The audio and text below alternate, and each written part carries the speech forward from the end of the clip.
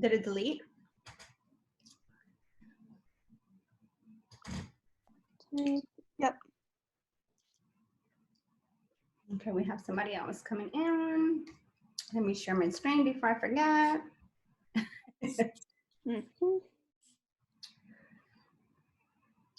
We can let Rachel in. Do you know how to make Rachel a co-host so she can let people in? I can try. Let me see, and let me let her in first. She's not in here yet. Okay. I can try to see.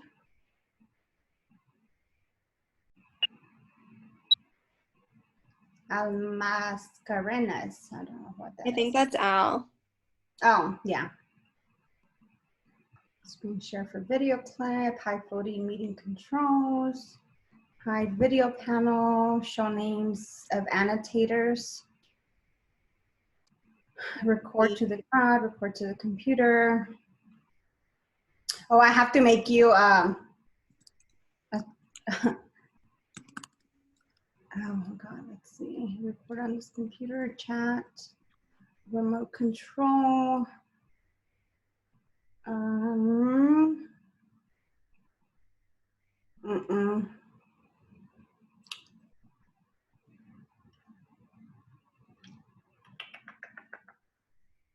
gonna record to this computer. It is recording already. Yeah, but that way I can save it on my computer. Oh. I need to share. And then I need to make you. Looks like I'm the host and you're co-host, but it doesn't matter, I don't think. Well, then you need to assign yourself the closed caption. Oh yeah, I already did. Okay. I was like, I've not seen it. Where did it go? That's why. Okay. Yeah, it's not typing. Okay. Because I don't want this in the transcript. Okay. Mute participants upon entry. Do we want to mute them when they enter? Yeah, I think that's already checked. Right, I'm just making sure. Allow participants to rename themselves. Yeah, enable waiting room. Yep, okay, we're good. Come on, Rachel. She messaged me, by the way. Yeah, she said she would. I was like, okay. I was dropping off the kids.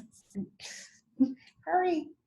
Yeah, I gave her your phone number, if that's okay. But I texted her, I was like, I'm going to try and do closed captioning. So you're going to need to do some monitoring because I won't be around. I'll be so out of it. Yeah. Yeah. Like, I really don't think I'll say hardly anything. Yeah, no, that's fine. I'll be like, sorry, Zoe's not talking, and I forgot what I was gonna say. I'm just kidding. Okay.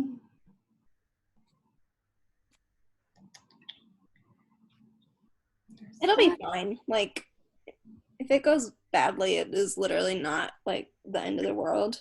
I don't think it will. It would be for me for like 3 days, and then I'll get over it. I'll be back Monday.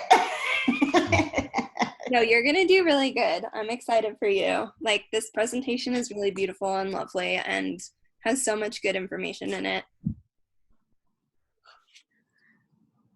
I do need to do some more research. I don't know. I feel like there's something missing on the disability portion.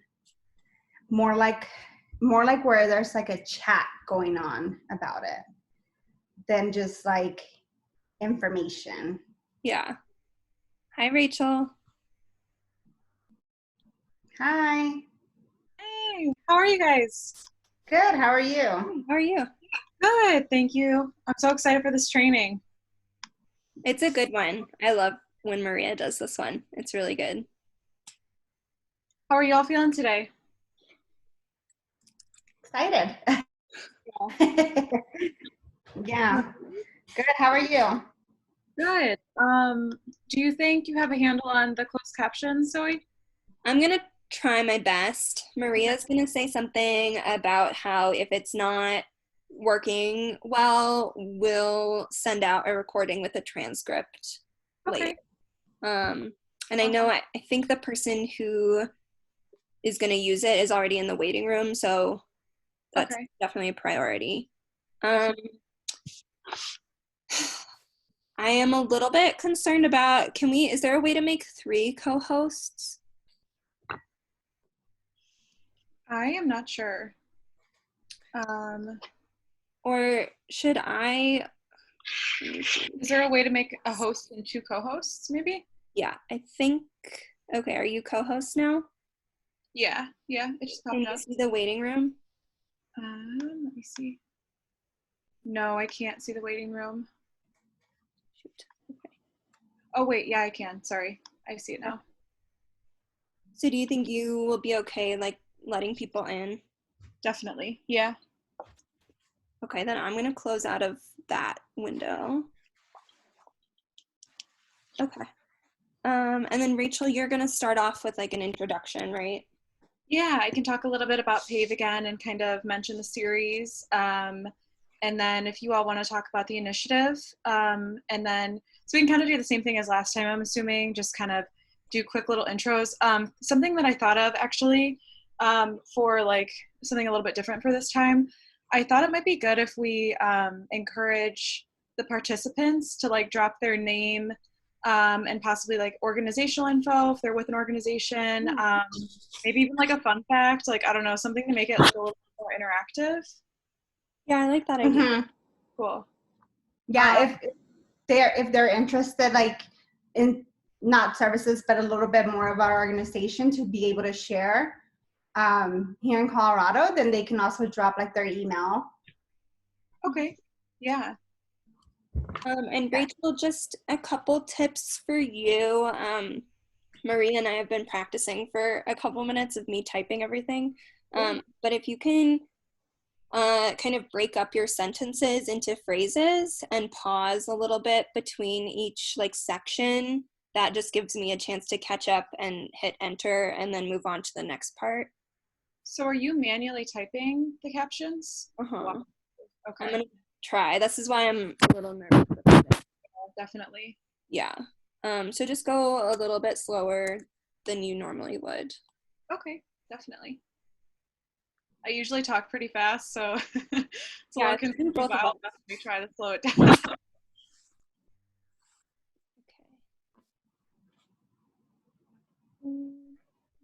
Okay, I'm gonna run to the bathroom real quick. I'll be right back. Yeah, and then I'll mute myself basically be like I'm not here because I'm just gonna have to like focus real hard. Definitely. Okay. And Rachel, I was thinking I would do a little bit about the initiative. Sure. Like very small, because at the end of the presentation, we do have the portion we do for cross training, which really goes deep into who we are. Okay. Yeah. Great. That sounds good. Yeah, it'll be very basic. Yeah, so we can do like brief intros. I'll do like kind of just like a general intro about PAVE. And then, yeah, maybe like a more in-depth intro about the initiative and how people can get involved with your organization too. At the end would be cool too. Yeah, I mean, it would be great if you're like, if you can say something like, they're taking donations, trying to, help the community for rental assistance, deposits, utilities, etc. And then say something like Maria at the end will dive into who the initiative is. Wonderful. Yeah. That would be awesome. And I'm going to go use the restroom too. Okay. I know it's long, Yeah. but I'm here. Okay, sounds good.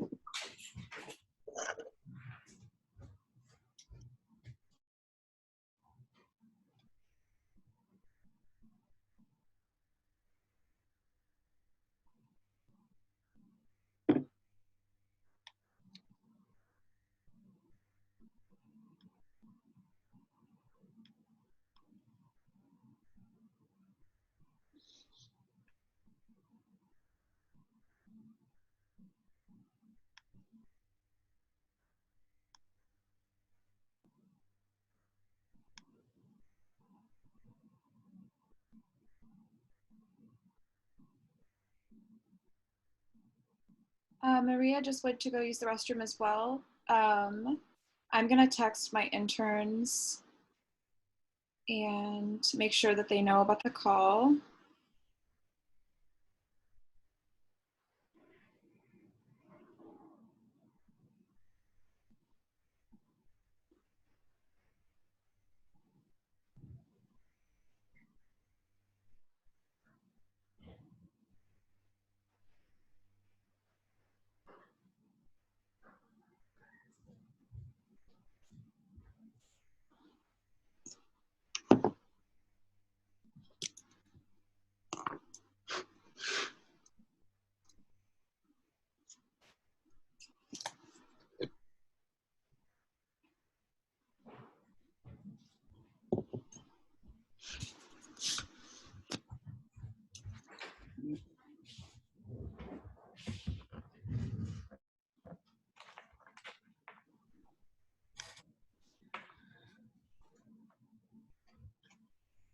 So it's 1:01. Do we want to go ahead and start letting people in? We have about Yeah. 50 total. Looks like we have about 13 in the waiting room. I'll start admitting people.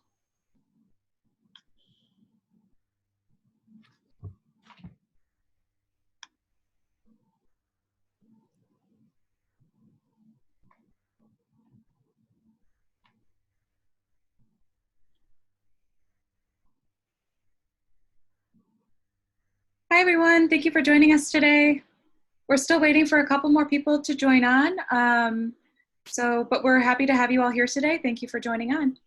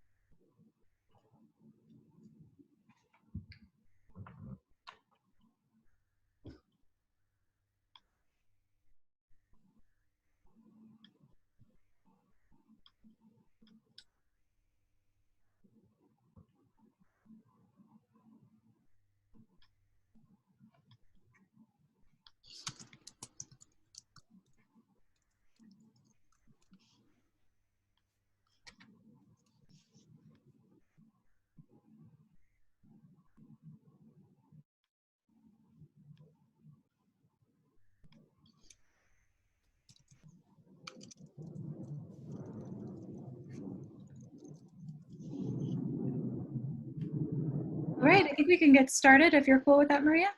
Yeah, absolutely. So I can give a little bit of background knowledge about PAVE. It looks like Kat, just so you know before I disappear. Okay, awesome. So just a little bit of background about PAVE. I am PAVE's outreach director. My name is Rachel McKinnon. My pronouns are she, her, hers. I have been with PAVE for about 1.5 years now. And we are building out a coalition in support of survivors of sexual, domestic violence, and human trafficking, which is kind of how we got involved with the initiative and why we're collaborating for this training today. And it's part of our training series. We had one on gender and sexuality last week, and we have one on disability and abuse next week. So feel free to join us next week as well. Thank you all for being here today. And then additionally, I wanted to let y'all know I will be monitoring the chat. So if you have any questions during the presentation at all, please feel free to drop those in the chat and we will get to them as soon as possible. And then additionally, if you all want to, in the chat, if you feel comfortable, drop your name. If you're from an organization, maybe a listing organization. If you're a college student, listing maybe where you go to school, giving us some information about yourself. And if you do work for an organization and would like to get involved with either PAVE or the initiative, feel free to drop like your website or contact email as well. And we would love to get into contact with you for future collaborations. So with that being said, Maria, do you want to give a little background about the initiative? Yes, hello everyone. Welcome to our presentation. My name is Maria Manriquez. I use she, her, hers pronouns. And I've been with the initiative for about 1.5 years, but also a little longer than that because I was an intern there as I did my master's degree program. And so, yeah, I love being with the initiative. We provide client services and also outreach and education for service providers in multiple fields. So as Rachel said, gender and sexuality, and then we're doing this Latino bicultural now. We have one coming soon with the rural.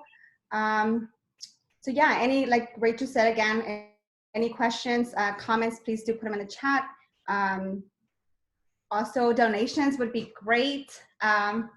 So we are helping all of our clients with utilities, rental, deposit. As y'all know, right now, it is a very hard and stressful situation, especially for those who are experiencing abuse and are survivors of abuse.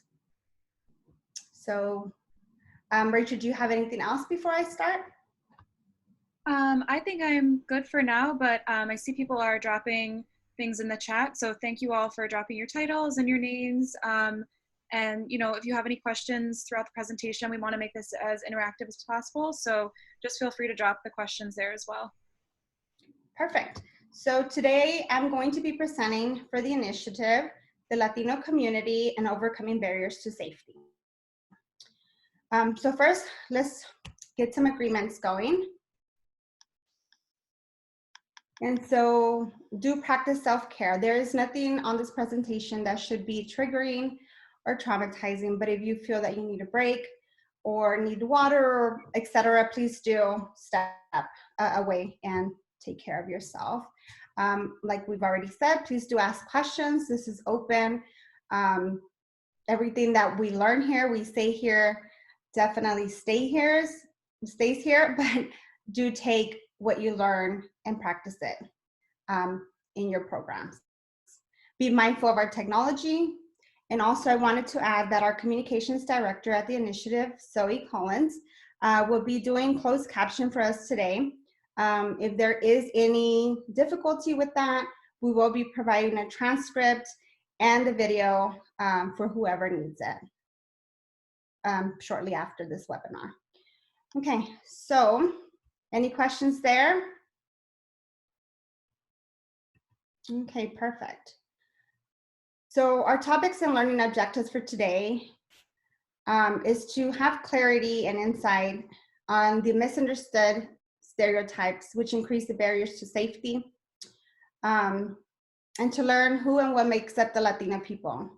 Also the abuse and disability within this community, and finally the barriers in this community and best practices when serving the community. So why are we here? What's the problem? Well, first we want to share with you some staggering statistics. 40% of women with disabilities experience sexual assault or physical violence in their lifetimes. And more than 90% of all people with developmental disabilities will experience sexual assault. 40% of homeless population have disabilities, and over 90% of homeless women have experienced severe physical or sexual abuse at some point in their lives. And finally, 20.9% of Latinx people in the United States have some form of a disability. These statistics about the Latinx community are often low estimates, and that's because in the Latinx community, it is rarely reported. And so when it is reported, these are the numbers that we have. So to start us off, who are the Latinos?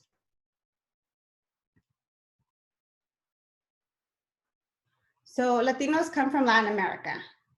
68% of Latinos in the USA are Mexican. 73% of Latinos in Colorado are Mexican. 1 in 5 Coloradans are Latinx descent. With that being said, that doesn't mean that we're all Mexican. So some Latin Americans come from Argentina, Bolivia, Brazil, Chile, and I can go on and on with this list, but you can see it here. And so now we move on to understanding Latino American countries and their language.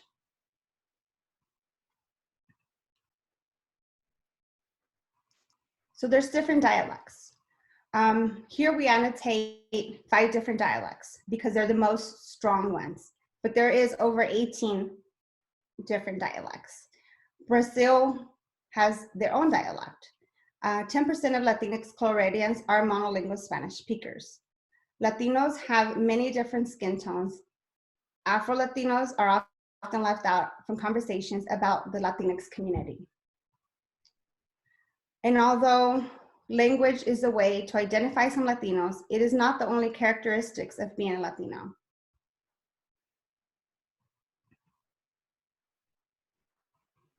So what is the difference? There's a difference between who and what is a Latino and who's considered to be Hispanic. So Latino is based on the geography, anyone that comes from Latin America. Hispanic, on the other hand, is based on language, those who speak Spanish.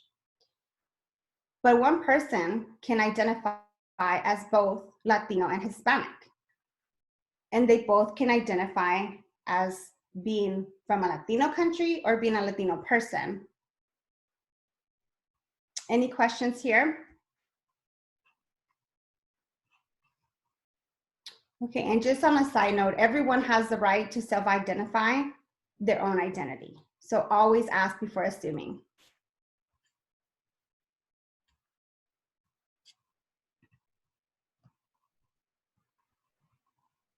So a person that is Latino, like someone from Brazil, where Portuguese is the official language, right? So they wouldn't be considered Hispanic.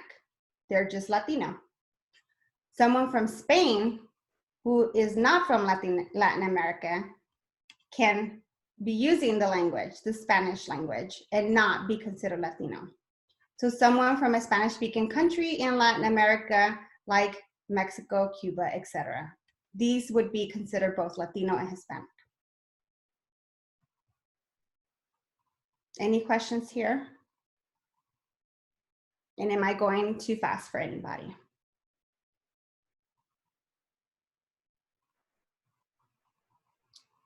Are we good to go, Rachel? I think we're good. Okay.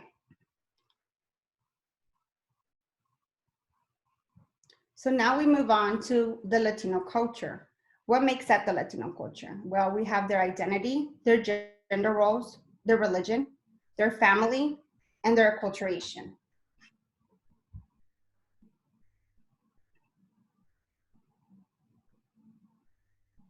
So here's just a couple of those items that I said.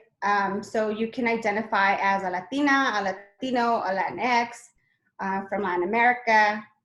Also the national and origin. And what that means is, someone can say I'm Puerto Rican, or I'm Mexican, I'm Salvadorian.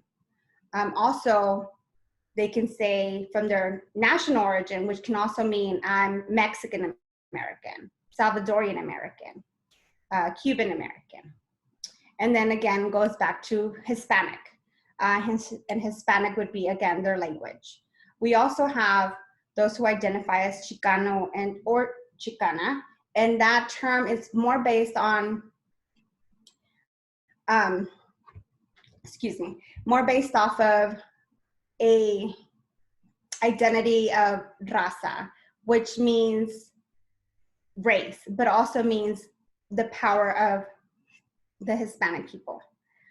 And so that we can share a little bit more about that. But it's, I'm trying to think of the word, sorry, of movement that occurred in California. And so that's where the term Chicano and Chicana came from. And so just because someone dresses or speaks a certain way doesn't mean that they're Chicana or Chicano. And again, this is where you allow them to self-identify. So to better understand the Latino culture, we discuss 3 main cultural concepts of gender roles. We have machismo, Marianism, and familism. So in the Latino countries and communities, the word machismo is the set of values, attitudes, and beliefs about masculinity, which is used to indicate that the male gender is the authority and the leader of those under his roof, because men are expected to be strong, dominant, providers, and in control of their family. This is very similar to how patriarchy and gender roles operate in many cultures. On the other hand, the values and expectations of the woman are known as Marianism. Marianism is a word derived from the religious Virgin Maria, where women are expected to be sensible to their partner's needs, to be quick and delicate. Any question with these terms?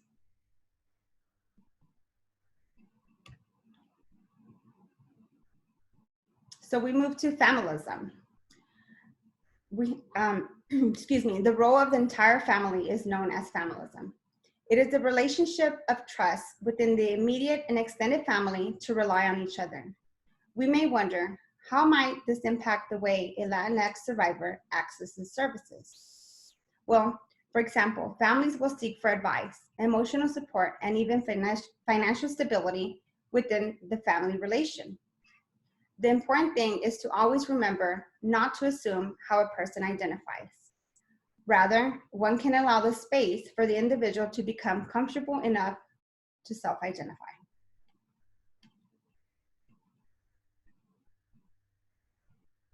So spirituality.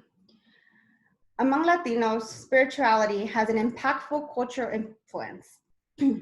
Catholicism was forced upon indigenous people of the Americas during European conquest, which is why it is not surprising that a majority of Latinos may identify as Roman Catholic. In the United States, about 75 to 90% of Latinos are Catholic. However, many Latinos do identify in other non-Christian faith traditions. For example, religion is used to help overcome daily life struggles in regards to personal and intimate relationship, as it helps to empower their will in facing life. Another example that I like to bring up is as we talk about survivors of abuse, I already said that we tend not to report as much as other races, but the thing is that we use our familism, we use our religion to talk to our priests, to confide in them what's going on with us. And so we sit, we pray, and we ask God that He come and relieve us from the situation, or help us and guide us through the situation. And sometimes, to Latinx community, that's powerful, and it goes beyond anything any service provider can do, and we must respect that. But also giving them the option and the credits of them knowing that there are services, and when they're ready, that we are there for them.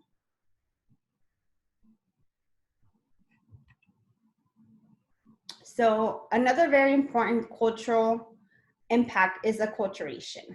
This one's a little complex and probably misunderstood. So if y'all have any questions, please do point them out. So acculturation occurs when a person attempts to adapt socially and psychologically to fit into a different culture. A person can acculturate in 4 potential ways. First, a person who is bicultural or integrated can understand and speak both languages very fluently. A person who is separated, isolated, and or rejected is the individual who doesn't accept the new culture. A person who is assimilated is a person who only knows English and doesn't prefer to be called as Chicano or Latino. Finally, a person who doesn't feel at home in either place is known to be marginalized, delineated, or uncultured. Culture is fluid. As new generations form, there is ongoing acculturation. Acculturation is very important to our Latinx population because it affects every aspect of the way of living and identifying. For example, knowing how far or close to acculturation the individual is, we can better serve the person in a diverse, integrated, and informed setting and language. Any questions? I don't see any so far. Okay, so we're moving on. And y'all can, again, any questions at any time. So abuse in the Latino community. So I'm gonna share a slide with y'all that has a quote by Kimberly Crenshaw. And it says, "It was feared that statistics reflecting the extent of domestic violence in minority communities might be selectively interpreted and publicized so as to undermine long-term efforts to force the department to address domestic violence as a serious problem. Apparently, activists were worried that the statistics might permit opponents to dismiss domestic violence as a minority problem and therefore not deserving of aggressive action. This is very important because for a long time, domestic violence statistics for minorities were not being provided to anyone because they didn't want law enforcement to not provide the same importance when it came to domestic violence." Sorry, I'm not sure what that was about.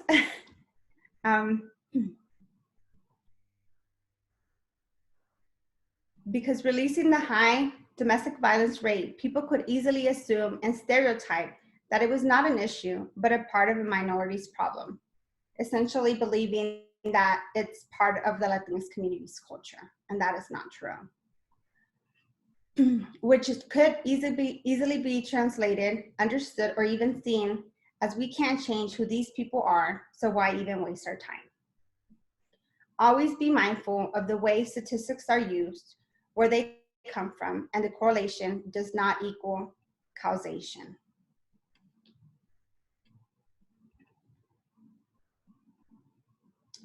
So the stereotypes of abuse. Although there are many stereotypes of what abuse may look like in the Latino community, research shows that the community shares the same patterns of abuse as any other community. It is important to remember that Latinos are not more violent than anyone else. Abuse is always about power and control. So the Latino community experiences the same categories of abuse, including psychological, physical, sexual, caregiver abuse, stalking, financial exploitation, and human trafficking. Unfortunately, there are a lot of stereotypes about abuse in the Latinx community. Some of the more common stereotypes about Latino men is that they are all very violent and rapists. Latino men are not any more violent than any other man. Gender-based violence is closely tied with patriarchal system and impacts people from all communities. Another stereotype is that all Latino men have complete control of the women in their household by financially controlling and isolating them. In reality, financial abuse is a common part of most domestic violence situations in non-Latino and Latino communities.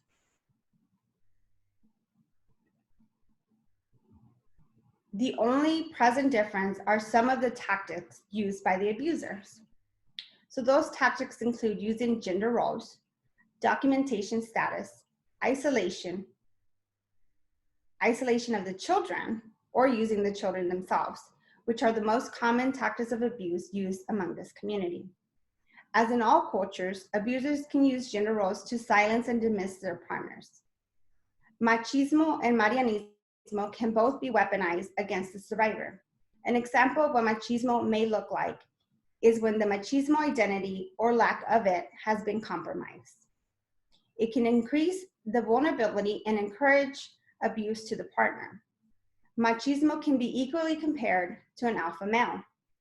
For example, if a woman makes more money than the man, his machismo could be questioned.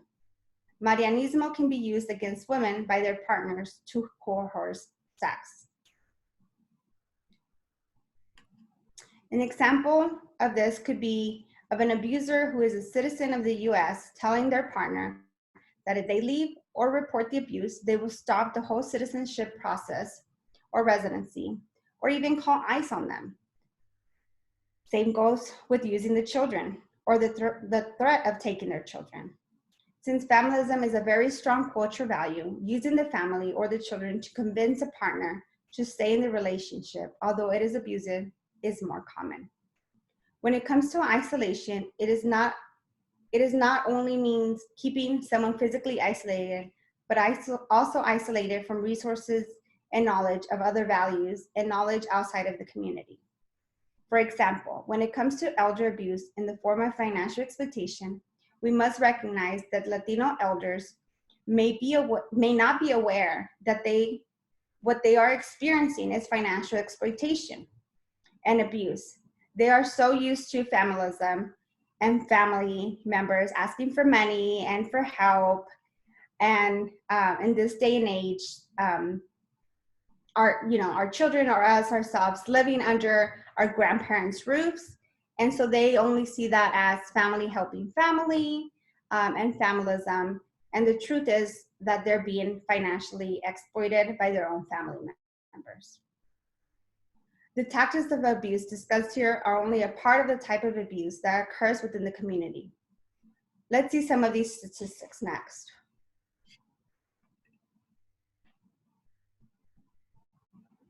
So 50% of Latinas who experience abuse never report it. 1 in 3 Latinas have experienced domestic violence in their lifetime.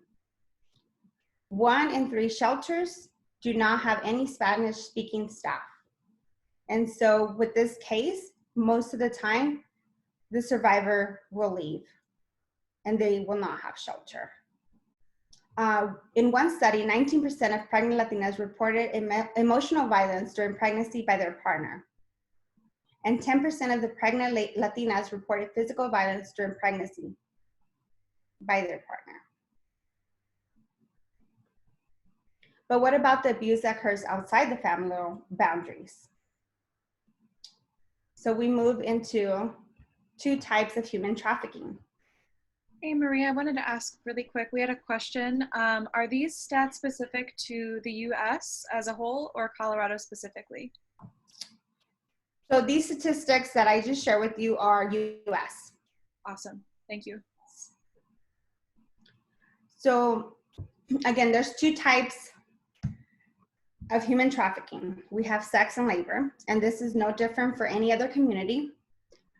So the federal law defines severe forms of trafficking in persons as, number 1, sex trafficking in which a commercial sex act is induced by force, fraud, or coercion, or in which the person induced to perform such an act is under 18. Number 2, the recruitment, harboring, transportation, provision, or obtaining of a person for labor or services through the use of force, fraud, and coercion for the purpose of subjecting that person to involuntary servitude, forced labor, peonage, debt bondage, or even slavery. Immigrants come to the US in search of a better opportunity for their families and themselves, like many trying to reach the American dream. Instead, they cross the path with people who promise them their basic needs. Immigrants, in some cases, find themselves held hostage while their families are extorted for ransom, forced into labor, mistreated, abused, physically, sexually, and mentally. Immigrants can be further exploited and trafficked once they do arrive to their destination. Once they do get hired, even if they are documented, their level of acculturation is a factor in whether one may fall into traffic schemes. The need of the person can make them even more so vulnerable. Examples of this abuse are paying very little, no payment at all, forcing employees to live in a location where the employer has control. Some immigrants have special working visas because an employer requested their working visa. So then the employee is forced to work for that employer and are unable to transfer to another employment. Some common types of forced labor include domestic servitude, factory work, or agricultural work. Trafficking victims commonly experience physical and psychological abuse, including beatings, sexual abuse, food and sleep deprivation, threats to themselves and their family members, isolation from the outside world. Worldwide, women and children suffer disproportionately from trafficking. This is largely due to poverty, gender discrimination, illiteracy, and low levels of education, regional conflicts, and a lack of job opportunities. Such conditions pressure women to migrate and make them particularly vulnerable to trafficking that is to unscrupulous recruiters or employers who, through force, fraud, or coercion, place women in job situations to which they do not consent and from which they cannot freely escape. Accordingly, an estimated 80% of trafficking victims worldwide are women and children. Any questions?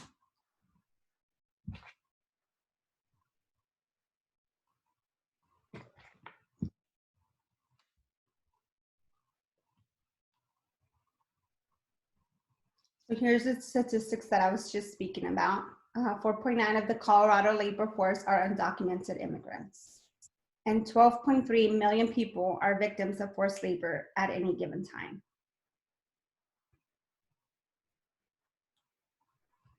%20 of human trafficking survivors are of Latino descent, and 80% are women and children.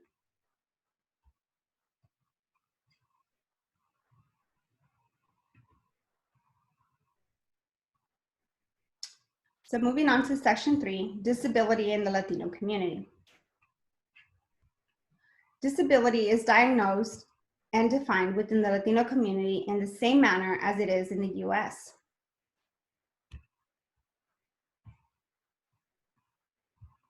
The ADA defines disability as a physical or mental impairment that substantially limits one or more major life activities. These conditions can affect any major life activity, including cognition, all or any of our senses, sleep patterns, communication, ability to move, and or many other things.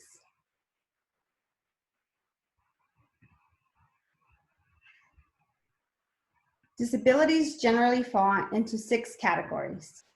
At the initiative, we use the cross-disability model, which means that we recognize disabilities from all 6 categories. The disability rights movement is also based in the cross-disability model, and part of its strength has become, has been in organizing for disability rights for all rather than group by group. So why is this relevant? Let's move into the community and disability.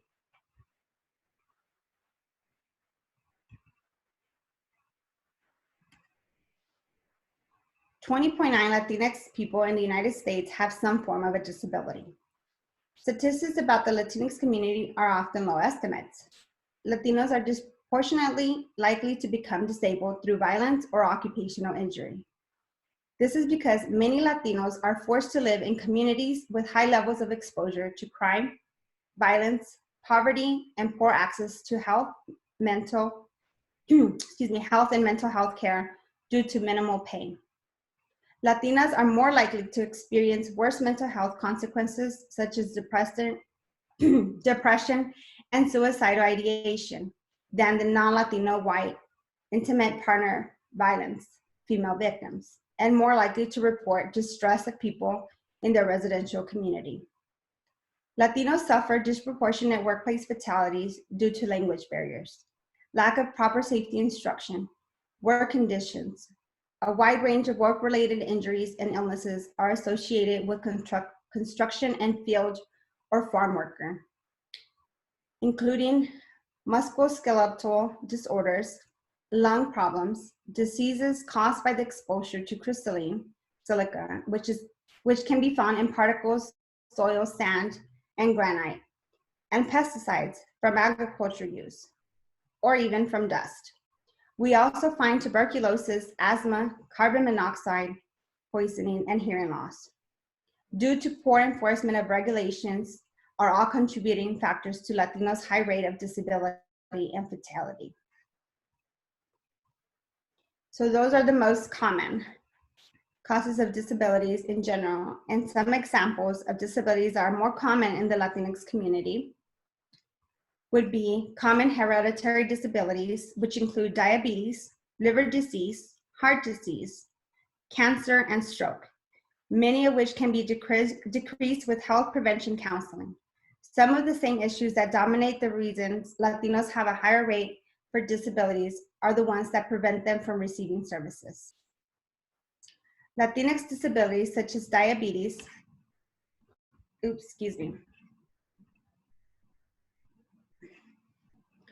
high cholesterol and high blood pressure are hereditary. disabilities such as physical, occupational, spinal cord injuries, cancers can be associated with employment held by Latino population. Finally, mental disabilities such as PTSD, anxiety, depression, and stress within the immigrating Latinx to the US. This is because they experience and live through challenges of integration, marginalization, and acculturation, which takes us to the following.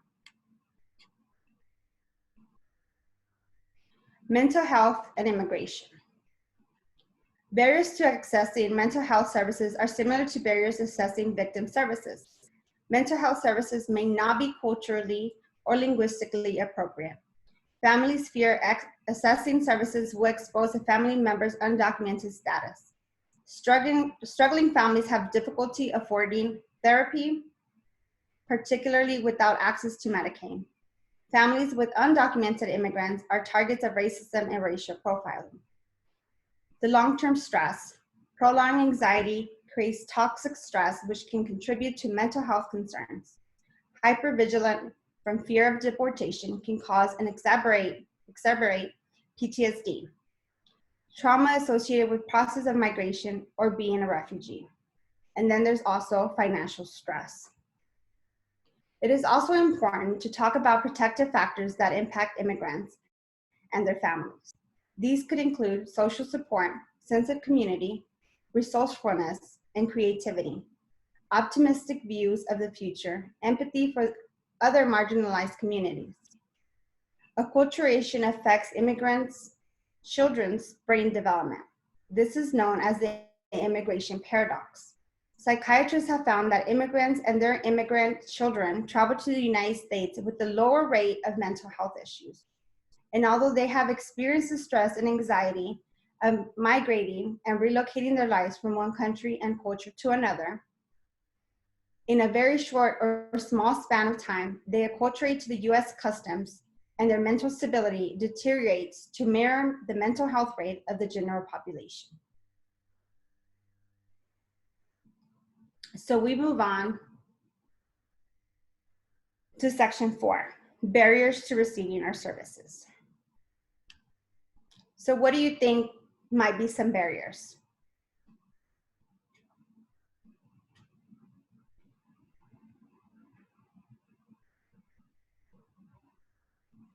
Language is one from Rachel. Transportation.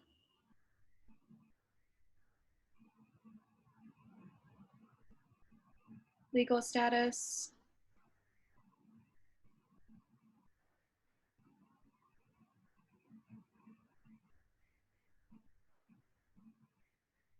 Lack of knowledge of services and resources. Okay, perfect. So I'm going to go ahead and move on. If y'all have any others, please feel free to add them.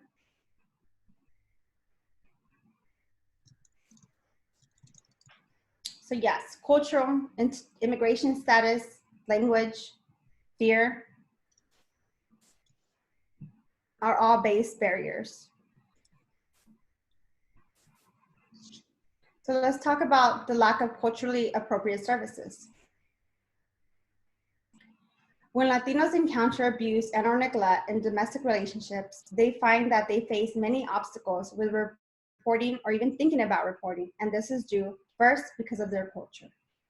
Women are typically found to feel or be many times separated, isolated, and even rejected from the community. Women feel avergonzadas, shameful to their story.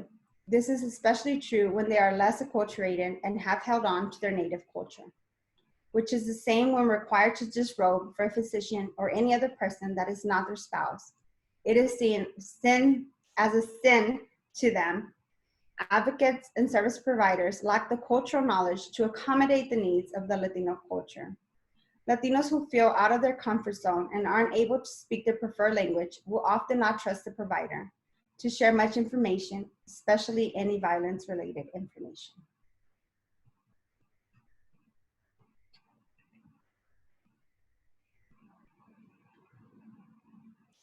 So then we move to the immigration status. So how might this affect a survivor of abuse? Latinos are afraid because of their immigration status. the biggest current barrier for Latinos in requesting services is immigration, as it is a very complicated situation. The presidential administration has enforced and clarified the long-standing public charge rule. This rule states that if immigrants have received benefits from the government, they will possibly not be able to apply or continue the process of legally immigrating to the US. This rule has a lot of Latinos on the edge of what they can do, who they can see, what they can seek for assistance, which affects not only what, where, and who to seek as providers, but also afraid to be out in public, seek for transportation methods when they are in rural areas with no personal means of transportation, or they lack the language or knowledge to request transportation, whether it be public or private transportation. So how does this affect or impact the survivors of abuse?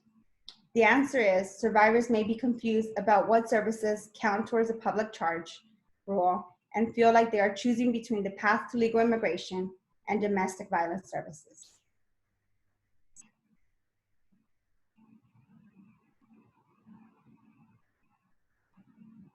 So we move to fear. Fear may come in many ways. They are already in fear due to their situation as survivors of abuse, but also comes the fear of culture and family. With culture and family bonds, also again comes that fear. Fear that if the abuse is reported, they will be rejected by not only their partner's family, but also their own family. Immigration status also becomes a fear because they believe that if they report, then they will be in front of local law enforcement, which will possibly get them deported or reported to ICE. Statistics show that this is the case in 59% of the cases. Latinos can also be afraid of the stigma that can arise from reporting the abuse to being a survivor of abuse by family members. Latinx who are in the abusive relationship typically have little to no access to monetary funds without the partner having knowledge of the budget. With this being said, I know, and I'm not a legal advocate and I can't give legal advice, but I know that ICE is not supposed to be waiting for anyone outside of court, but that is exactly what they're doing. And so yes, this definitely creates a huge fear in anyone, to include and mostly to our clients and survivors of abuse.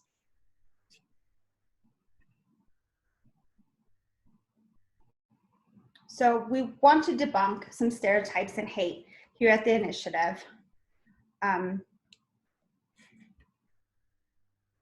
So what are some stereotypes that y'all have heard?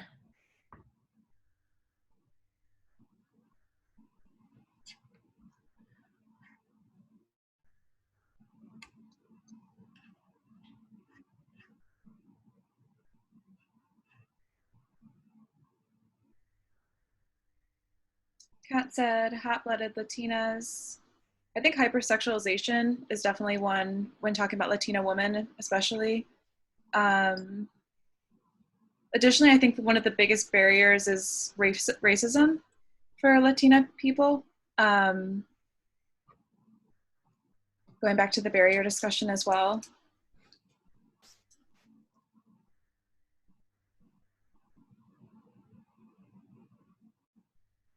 Okay, so I'm gonna go ahead and move forward, and again, feel free to add anything else. So all Latinx are criminals. All Latino males are machos. Latinx intelligence is linked to their competency in English. All Latinx people come from poverty. If you're Latinx, you must be a Mexican. All Latinx look the same. All Latinx are mainly maids, genders, gardeners, and Latinx, like someone said, cannot control their tempers. Well, the truth is that all Latinos don't look the same. We have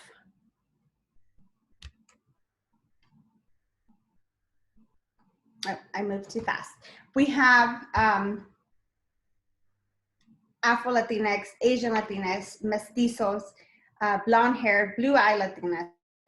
And so you could see anyone And unless they tell you that they are Latinx or that they're Hispanic, it's best not to make any assumption.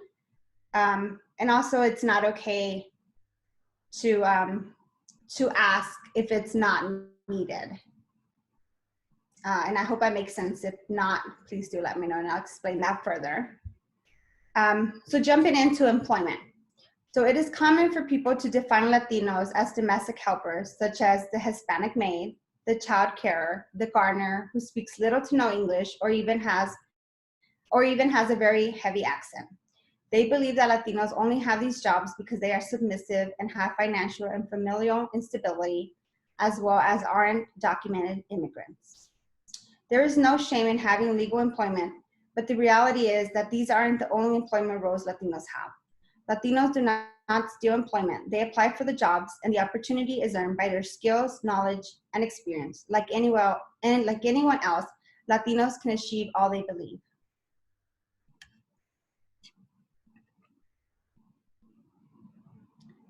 So, stereotyping crime. The current presidential administration and media portray Latinos as rapists, gangsters, good-for-nothing criminals. Stereotyping Latinx as criminals is harmful because it is impacting how Latinos are being treated. It's creating fear, it's dehumanized, and they are even being shunned. The term illegal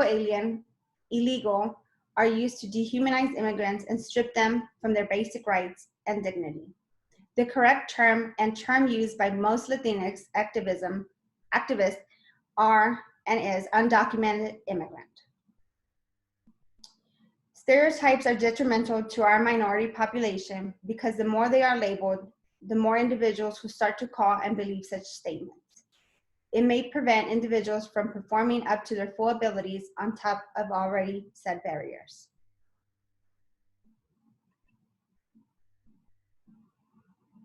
So when it comes to governmental benefits, Latinos who did not immigrate legally to the US are not qualified for federal benefits, even if their means assessments meet the criteria.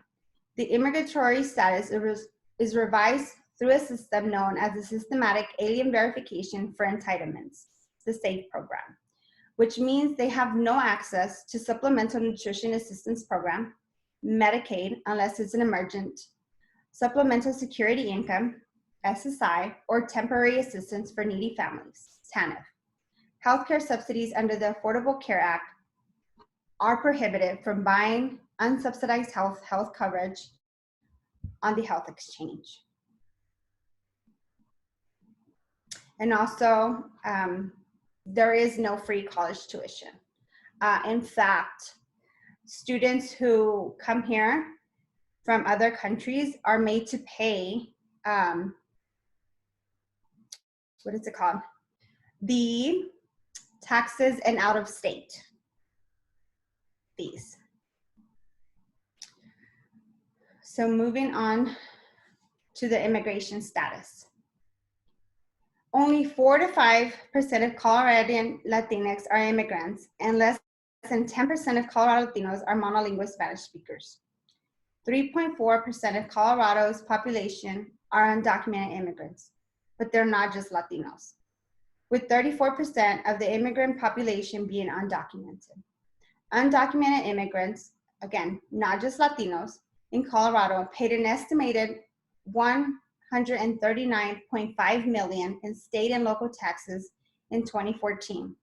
Their contribution would rise to $172.3 million if they could receive legal status. So now we move on how to make a difference.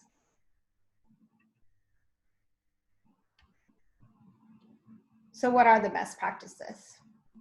Anybody have any ideas after what we've learned here so far?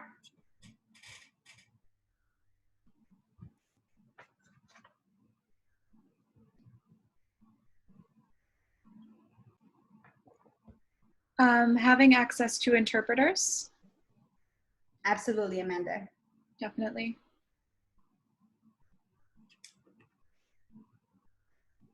So yes, 100% A+ for you, Amanda. Language access. So I'm sorry, I lost my mouse. There it is. The foremost important best practice is to assure that there is an interpreter or translator and is available that can meet the cultural and Spanish dialect, and not assume that the Spanish is identical or that the client will have someone to translate. Monitor the person's nonverbal and affective tone. This allows the provider to grasp the person's culture and language. Due to some dialect differences, being able to listen and reflect back on what you heard and understood by emotion will clear any miscommunication. Language preference should be used for the individual. Some individuals may be able to speak English, but speaking in their native language allows for the individual to process memories and emotional state as needed. Please do not use children or family members as translators. Everyone has a right to privacy, and family is not confidential. They may also alter the story or choose not to share details based on who is translating. The bilingual family member may also choose to not translate accurately, potentially because of fear of the abuser, or they may not know the appropriate English words, which can potentially cause issues in court cases. Although language is highly important and needed to communicate, it is not the only basis of communication. So we move on to the culture and trauma-informed access and best practice. Being culturally aware and trauma-informed is an important practice, informing the individual that is a safe space, that they are in the right to speak freely, express their emotions, and that the conversation is confidential, as well as the space is non-judgmental. Affirm to them that they don't need permission to talk, that you are a person just like them. Have simpatía, which is sympathy, to their case, but also to them as individuals. Latino culture is based on respect, so maintaining space boundaries is very important. This is important because they must consent to others' actions towards them. And this is obviously the case for everyone. This can mean assisting in making decisions and or touching even on the shoulder. What this means is that sometimes as service providers, we tend to reach over and put our hand on their shoulder and say everything's gonna be okay. And although that may mean nothing but sympathy from our part, they may reflect on it as a trigger or even a disrespect to their space in person. However, one can validate information, inform the person, service providers, that what they need to talk about, the need of space, and then to tell them that you support every decision that they make. Being culturally informed of their beliefs when it comes to the evils and the spirits is very important, as many of the illnesses they may incur or come across can be defined as ataque de nervios. This means anxiety attacks or a culture-bound syndrome of distress, which they may see as out of consciousness resulting from evil spirits. The other known ailment is the mal de ojo, which is to have been given a bad eye. Someone with evil intention has wished unwell to the individual and has caused them to be sick with diarrhea, headaches, and vomiting. What I like to bring up here is that when it comes to survivors of abuse, they may think that some of these, like the ataque of the nervios, the anxiety attacks, are coming from, just life, being life, and they don't really see that they're coming from the stress that is being given to them by the abuser, the lack of control that they have over their own person, and also be in an organization where we try to look for signs and symptoms of TBI or ABI, which is traumatic brain injury and acquired brain injury. That when they're thinking that they have the mal de ojo, which is the given the bad eye, the bad intentions, these symptoms, the diarrhea, the headaches, and the vomiting, are all signs and symptoms of TBI and ABI. And then so our next webinar next week, we talk about this information, and yeah, it would be great if y'all can join us. But I'm gonna go ahead and move on to using personalismo. And what this means is pretty much being yourself with them. By treating and talking to them in a less formal way to build trust, it will reduce the authority projected by our duty position as an advocate or a service provider.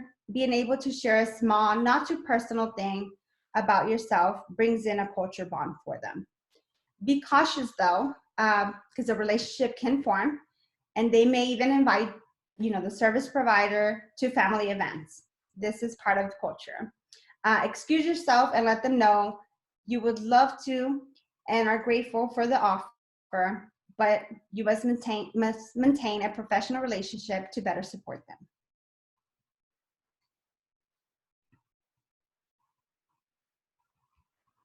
So we have our motto, I guess you can say, our motto: confianza, orgullo, respeto, and personalismo, which mean respect, personal, pride, and trust.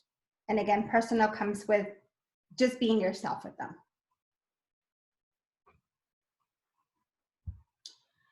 So allowing the individual to explain the problem as they see them, keeping the individual always informed and in the know, keeps them aware, and it allows them to feel prideful, respected, and build personal trust.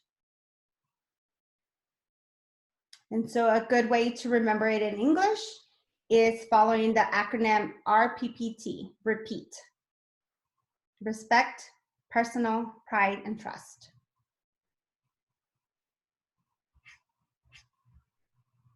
And so now we're gonna move on, if y'all don't have any questions, but I'll give you some time for that. We're gonna move on to who the initiative is.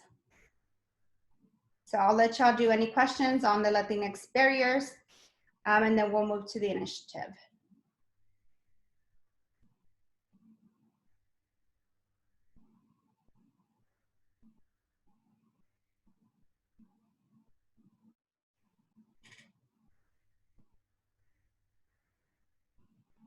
Okay, so who are we? We're the initiative, and we like to provide abuse-free culture for all. Who are our clients? Anyone who has experienced domestic violence, elder abuse, caretaker abuse, sexual assault, human trafficking, financial exploitation, and etc. Any other type of abuse, we do take on and either do case referrals as needed, or sometimes we end up kind of creating additional services to make sure everyone is being attended to and supported. We specialize our services to those who have cross disabilities, which again is all forms of disabilities: physical, cognitive, mental health, health, sensory, intellectual, and developmental disabilities. Our mission is to advocate for people with disabilities, and our focus is for those, excuse me, oh my God, I can't talk. Advocacy for persons with disabilities who have experienced abuse. And our values are to be safe, accommodating, compassionate, bring inclusivity for all, and freedom. So what we do, all of our services are completely free. They're confidential. We do not require any type of documentation, whether it be police reports, court case files, disability, SSDI information, or even, citizenship, residency, etc. Our program provides these four, I can't even talk, sections of safety, self-sufficiency, legal system navigation, and healing and recovery. When we work with our clients, we always try to allow them the space to make, let me go back. We don't try, we make the space for them to make their own decisions and have their own choice, and build them up to have the control that was taken away from them by the abuser. And so we guide them, we give them the resources, but ultimately they're the ones who make those choices. We also do court accompaniment, which is part of our legal system navigation. Safety, we do safety planning and support, relocation to safety. If needed, we do referrals, whether it be to other service providers in safe houses or mental health, etc. Recovery and healing services, we have partner and collaborate with organizations that do like free yoga, free counseling groups, sessions, and stuff like that. We also do help and inform our clients of their Victim Rights Act, as well as their compensation for those victims that have reported. And we have two main programs, the direct services, which is where we deal with our clients and support them. We provide rural advocacy, bilingual and bicultural advocacy, which is what this training was about. We also provide LGBTQ advocacy. And then in our outreach program, where our lovely Zoe is in, our director and myself, we provide cross training. We provide disability and abuse training, how to overcome barriers to safety, LGBTQ and disability, Latino community barriers, mandatory reporting, and law enforcement and disabilities. We also are able to modify our trainings to fit to service providers and their needs. So when to refer. We're not an emergency service. So we are only open Monday through Friday from 8:30 to 4:30. If there is an emergency, always 911. And we also have, oh my God, I forgot. Sorry. We do have a safe house that we do refer if it's after hours, and it is found in our voicemail.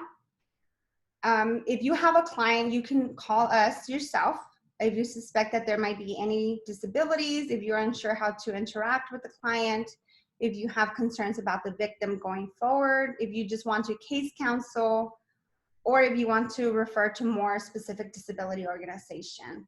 Also, you can encourage the survivor to call if they feel or you feel that there is a chance that there is any abuse, if there might be any disabilities, if there are other related issues, or if the client just needs more support.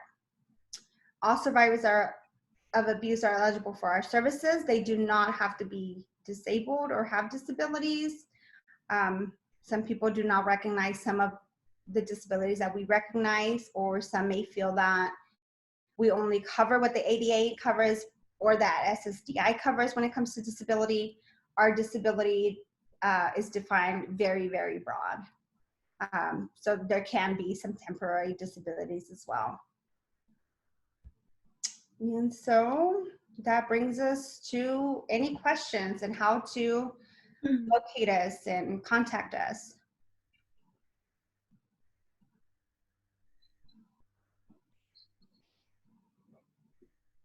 Awesome. Does anyone have any questions for the initiative relating to the training, relating to their services, or relating to PAVE? Feel free to drop them in the chat if so. And if not, you can definitely email us as well, or contact us on our website. I'm sure you can call the initiative, email the initiative as well for any follow-up questions that you might think of after. Yeah. Absolutely. Also, Rachel, if you don't mind dropping the survey for everyone, please do fill that out. It's not mandatory, but completely voluntary. And then we did have some links that we wanted to provide for the next webinar. And what was the other one, Rachel? So let me drop the registration link, sorry, for the next week's training on disability and abuse again. And then it looks like Zoe just dropped the survey link. So yeah, that would be great if y'all could take that as well. And then the initiative is definitely taking donations for this training as well. They're able to provide these free services, you know, and so it's nice when we can, if we're able to donate and things like that. And yeah, if you guys have any other, if you all have any other questions, please, you know, reach out and we're here for you.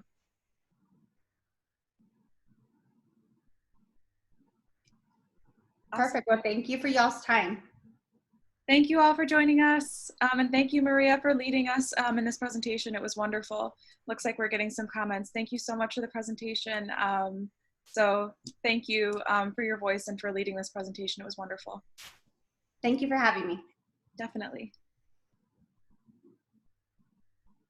Okay, bye everyone. See you next week. Thank you.